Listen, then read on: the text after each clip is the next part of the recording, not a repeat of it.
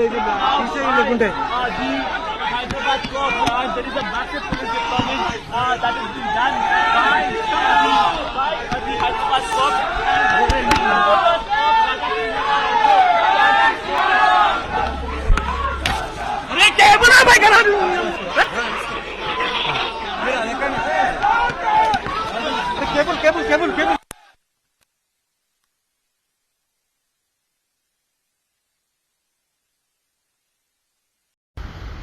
अभी मुझे सूचना मिली है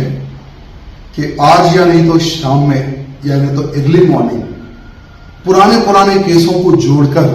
मुझे अरेस्ट कर सकती है पुलिस, क्योंकि कल मुख्यमंत्री कार्यालय में मीटिंग हुई और मुख्यमंत्री जी को भी अभी ईगो आ गया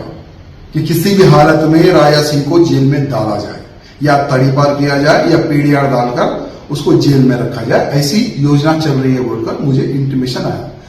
तो मैं मुख्यमंत्री जी को बताना चाहूंगा, ना हम गोली से डरते हैं,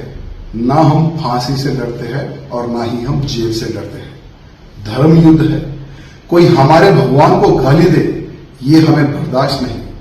और जो धर्म को ललकारेगा, जिस भाषा में वो समझेगा, उस भाषा में राजा सिंह नहीं भारत का हर वो हिंदू हर वो दुश्मन को जवाब देगा।